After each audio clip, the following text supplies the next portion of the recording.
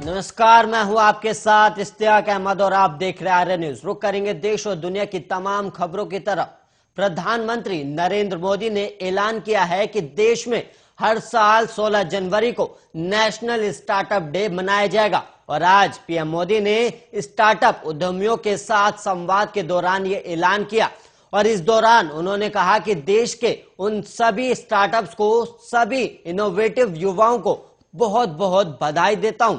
जो स्टार्टअप्स की दुनिया में भारत का झंडा बुलंद कर रहे हैं और स्टार्टअप्स का ये कल्चर देश के दूर दराज तक पहुंचे और इसके लिए 16 जनवरी को अब नेशनल स्टार्टअप डे के रूप में मनाने का फैसला किया गया है। और पीएम मोदी ने कहा, हमारा प्रयास देश में बचपन से ही छात्रों में इनोवेशन के प्रति आकर्षण पैदा करने और इनोवेशन को संस्थागत करने का है और 9000 से अधिक अटल टिंकरिंग लैब्स आज बच्चों को स्कूलों में इनोवेट करने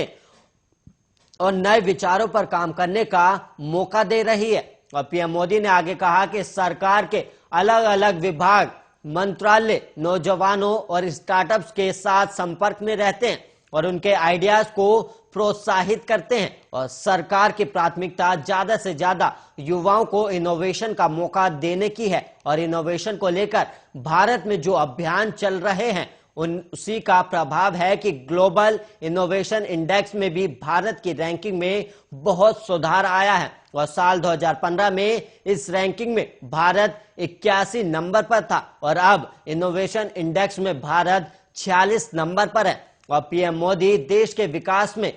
महत्वपूर्ण योगदान देने के लिए स्टार्टअप उद्योगों की क्षमता में दृढ़ विश्वास रहा है और ये 2016 में स्टार्टअप इंडिया की प्रमुख पहले के शुभारंभ में परिलक्षित हुआ है। और वहीं सरकार ने स्टार्टअप उद्योगों की प्रगति और उन्नति को बढ़ावा देने के लिए एक सक्षम वातावरण तैयार करने की दिशा में काम किया और इसका देश में स्टार्टअप इकोसिस्टम पर जबरदस्त प्रभाव भी पड़ा है और इससे देश में क्षेत्र में अत्यधिक प्रगति हुई है।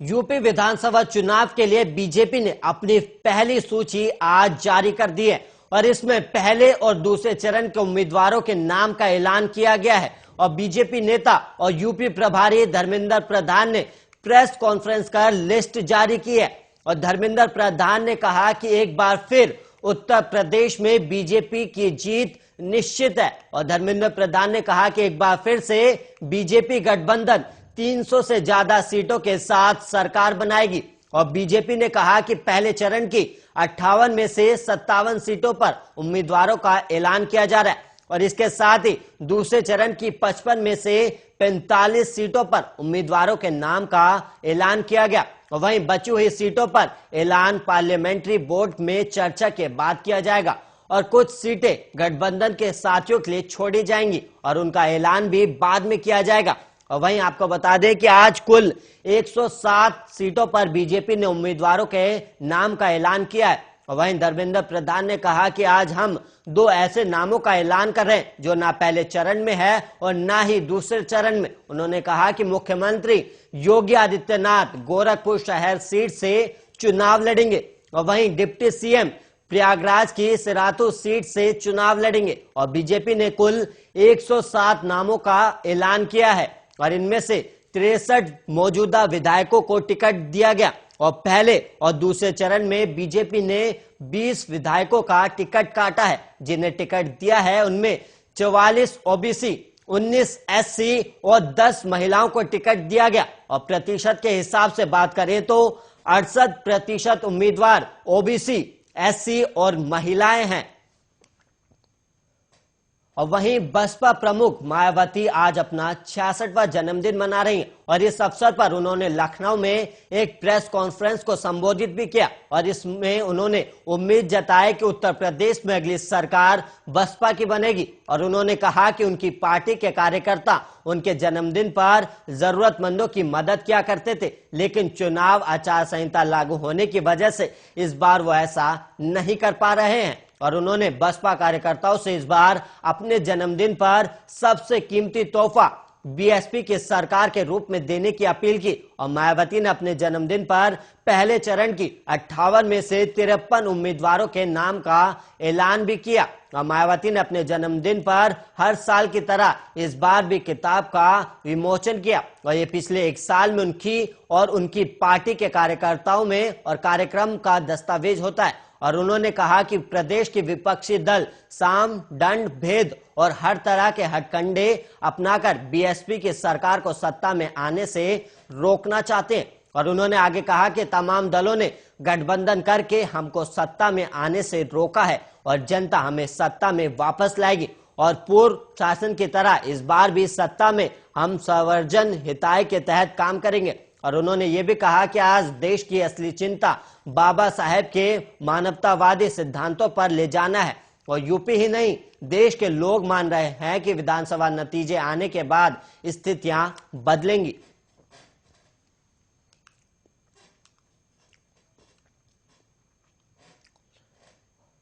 कांग्रेस ने पंजाब विधानसभा चुनाव के लिए शुक्रवार को 86 उम्मीदवारों की अपनी पहली सूची जारी की, जिसमें मुख्यमंत्री चरणजीत सिंह चन्नी, पार्टी के प्रदेश अध्यक्ष नवजोत सिंह सिद्धू और उप मुख्यमंत्री सुखजिंदर रंधावा और ओपी सोनी समेत कई वरिष्ठ नेताओं के नाम शामिल है। और पार्टी की ओर से जारी उम्मीदवारों की सूची के अनुसार मुख्यमंत्री चन्नी चमकौर साहिब से एक बार फिर चुनाव लड़ेंगे और सिद्धू अपनी वर्तमान सीट अमृतसर पूर्व और रंधावा अपनी वर्तमान सीट डेरा बाबा नानक और सोनी भी अपने मौजूदा क्षेत्र अमृतसर मध्य से ही चुनाव लड़ेंगे। और वहीं प्रदेश कांग्रेस कमेटी के पूर्व अध्यक्ष और राज्यसभा सदस्य प्रताप सिंह बाजवा कादियान से चुनाव लड़ेंगे। और वहीं हाल ही में कांग्रेस में शामिल हुई मालविका सूद मोगा से पार्टी की उम्मीदवार होंगी और वो अभिनेता सोनू सूद की बहन है। और वहीं गौरतलब है कि पंजाब की सभी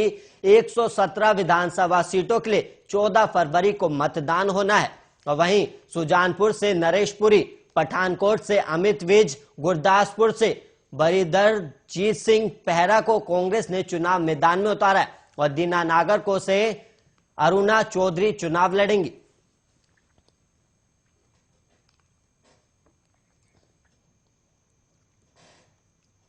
और वहीं अलवर कांड के 4 दिन बीत चुके हैं, लेकिन पुलिस के हाथ अभी भी खाली हैं और जांच टीम ने मामले में अब तक कोई पुख्ता कार्रवाई नहीं की। लेकिन इस बीच पुलिस के नए खुलासे ने पूरे मामले पर ही सवालिया निशान खड़ा कर दिया है। और वहीं मेडिकल बोर्ड के हवाले से दिए गए पुलिस के इस बयान के बाद अलवर गैंगरेप कांड में अब नया मोड़ आ गया है और पुलिस का कहना है कि मेडिकल बोर्ड की रिपोर्ट में रेप की पुष्टि नहीं है और पुलिस खुद भी मामले को गैंगरेप मानकर ही छानबीन कर रही थी। लेकिन पुलिस सीसीटीवी फुटेज को आधार बनाकर पूरे मामले की गुत्थी सुलझाने की कोशिश कर रही है और राजस्थान सरकार ने मामले में जांच का जिम्मा एसआईटी को सौंप दिया है। और हैवानों के शिकार बनी बच्ची के घर वालों की माने तो उनकी लाडली दरिंदों के चंगुल में कब, कहां और कैसे फंसी इसका उन्हें अभी तक पता नहीं चला। और घर वालों ने तो बच्ची की खोजबीन तब शुरू की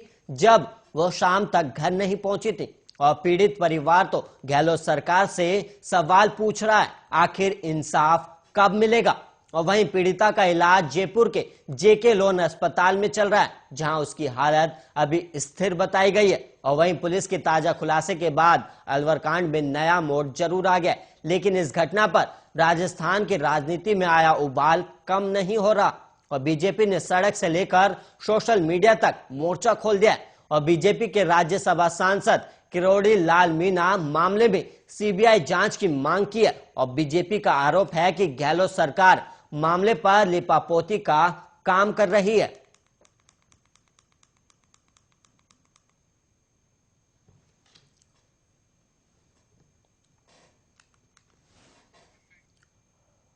और वहीं राजधानी दिल्ली के एक निजी अस्पताल में कोरोना संक्रमण को मात देकर 1 महीने का शिशु स्वस्थ होकर घर लौटा है और ये वो पल था जहां अस्पताल के डॉक्टर भी खुद को रोने से रोक नहीं पाए। और वहीं नम आंखों के बीच एक स्वास्थ्य कर्मी की गोद में बच्चा खेलता हुआ नजर भी आ रहा है।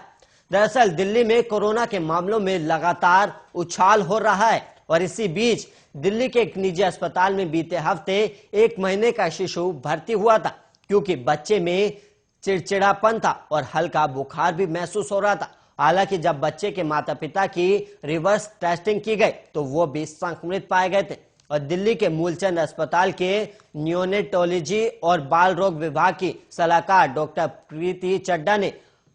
बताया कि शिशु बीते हफ्ते शनिवार को अस्पताल आया था और बच्चा रो भी बहुत रहा था और हमने तापमान जांचा और सामान्य मिला। हालांकि हमने फिर सोमवार को फिर जांच करने का विचार किया और बच्चा खाना भी नहीं खा पा रहा था और साथ ही हमने बच्चे को एंटीबायोटिक देना शुरू की और हमने जब दोबारा जांच की तो पता चला कि बच्चा संक्रमित मिला है और हमने एनएसयूआई में भर्ती किया और 48 घंटे बाद बच्चे में सुधार हुआ। और वहीं हालांकि एहतियातन जब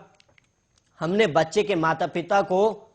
भी जांचा तो वो भी संक्रमित मिले और डॉक्टर के मुताबिक अस्पताल में बीते करीब 15 दिनों में रोजाना ऐसे लक्षणों वाले 2 से 3 बच्चों को देख रहे हैं। क्योंकि उनमें हल्के लक्षण दिखाई देते हैं इसलिए उन्हें होम आइसोलेशन में इलाज की सलाह देते हैं। और आपको बता दें कि दिल्ली में लगातार कोरोना के मामले बढ़ रहे हैं और शुक्रवार को भी 24,000 से ज्यादा मामले सामने आए हैं और हालांकि अधिकतर मरीज होम आइसोलेशन में अपना इलाज करा रहे हैं।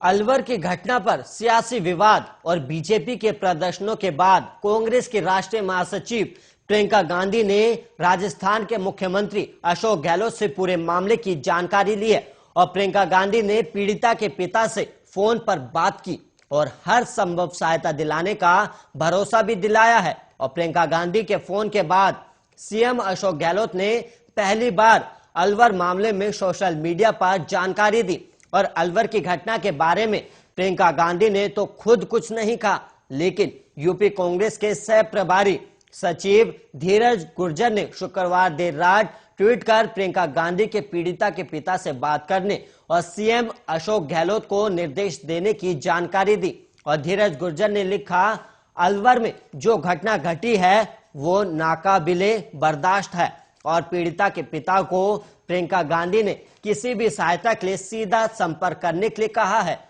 और उन्होंने मुख्यमंत्री अशोक गहलोत को पीड़िता के इलाज, परिवार का ख्याल रखने और दोषियों पर जल्द कार्रवाई का आग्रह किया है। और वहीं सीएम अशोक गहलोत ने देर रात ट्वीट किया और गहलोत ने लिखा, अलवर मूक बधिर बालिका मामले के संबंध में वरिष्ठ पुलिस अधिकारियों, एसपी अलवर और बालिका का इलाज कर रहे वरिष्ठ डॉक्टरों से संपर्क में हूं और डीजीपी पुलिस को स्वतंत्र और निष्पक्ष अनुसंधान कर जल्द मामले की तह तक पहुंचने के निर्देश दें। और अलवी एसपी के सहायता के लिए राज्य स्तर से डीआईजी स्तर के अधिकारी के नेतृत्व में जांच के लिए अलग से टीम भेजी गई है। और गहलोत ने कहा कि मामला में राजनीतिक दलों द्वारा गलत बयानबाजी नहीं की जानी चाहिए और पुलिस को स्वतंत्र रूप से अनुसंधान जल्द पूर्ण करके देना चाहिए और अनुसंधान के नतीजे तक पहुंचने के बाद ही टिप्पणी करना न्यायोचित होगा। और वहीं देश में जानलेवा कोरोना वायरस महामारी की रफ्तार बेकाबू हो रही है और साथ ही कोरोना के सबसे खतरनाक वेरिएंट ओमिक्रॉन के मामले भी तेजी से बढ़ रहे हैं और देश में पिछले 24 घंटों में कोरोना वायरस के 2,68,833 नए केस सामने आए हैं और वहीं 402 लोगों ने कोरोना के चलते अपनी जान गंवा दी। और वहीं अब तक कोरोना के ओमिक्रॉन वेरिएंट के 6,041 मामले सामने आ चुके हैं और देश में रोजाना पॉजिटिविटी रेट अब 16.66% है। और वहीं बड़ी बात यह है कि देश में आज कल से 4,631 ज्यादा मामले सामने आए हैं और कल कोरोना वायरस के 2,64,202 मामले आए थे।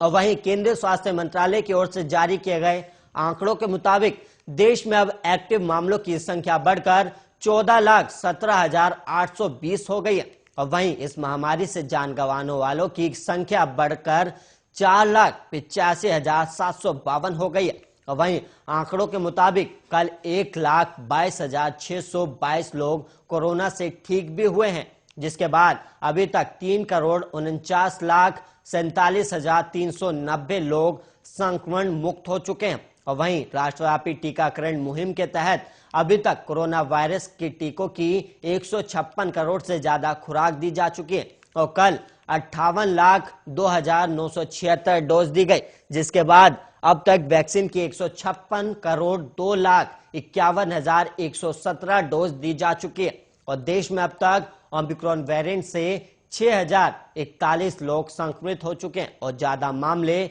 महाराष्ट्र और राजधानी दिल्ली में है।